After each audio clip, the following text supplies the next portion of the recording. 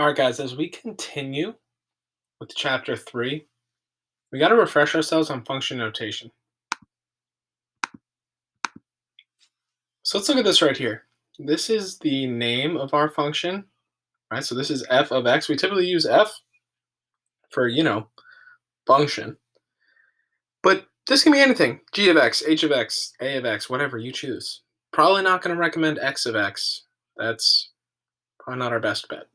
All right. Here is our input. So our domain is like all the possible things that we could put into this function. And this is our output, the range. This is, I call it the rule, right? What happens to every x? In this function, every x gets tripled, and then 1 is added on top of it. That is the rule for every x, all right? So you can see what I note here is it's pretty interchangeable. You go from either x's to y's or x's to the function of x, the result. Either way, it's saying what's the output, okay? So here I note, okay, if we have this case, f of x equals 2x plus 1, you can see here they do f of 2, but I want to note, like, what you'd be given is, like, f of 2 is what, right, is something, and then it's your job to say, oh, okay, that just means that if I replaced x with a 2, what is the result? So if I see an x here that's 2, I'll replace every x I see with a 2. So far, we've graphed functions, but we have not spent a lot of time talking about how you can add, subtract, multiply, or divide functions just like anything else. So I want to start with an example of evaluating a function, and then we're going to go into each type of operation and what that looks like, okay? So here is a function w of x.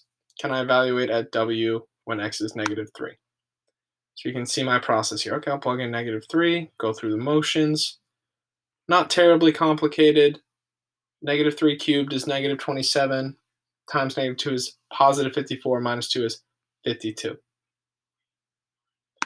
Let's get into the really interesting stuff, which is what happens when I tell you to take two functions and add them together. One thing that I think is important to note here, that I do note right here, writing it like this, g plus f of n or g of n plus f of n, these are also interchangeable, okay?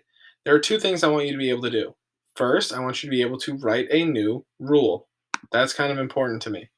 I need you to be able to say, well, if this function stands on its own as n squared minus 4, and this function stands on its own as n plus 3, if I created a new function, we call it g plus f of n, but what if you decided to change the name and call it, h of n?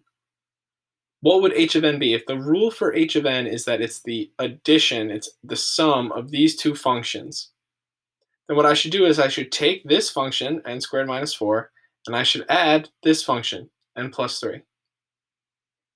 There's no like terms for the n squared, no like terms for the n, but these are like terms, negative 4 and 3. So g plus f of n yields me n squared plus n minus 1. Okay? Then the ability to evaluate is crucial. And I say there's two ideas. You could plug that number 2 into the new rule that we came up with. Hey, if the new rule for anytime you want me to add these two functions together, whatever you want me to evaluate it at, 2, 0, negative 2, negative 100,000, 12, whatever, you could say, well, I figured out that this is what happens when you add them together, so I'll just plug it into this. Right? 2 squared is 4, plus 2 is 6, minus 1 is 5. But look over here. What if you evaluated them separately and then performed the operation? What if first I plugged 2 into g, then I plugged 2 into f, and then I actually did g plus f? What I'd find is, oh, nothing changed. I got the same result. Okay. We continue this process for subtraction.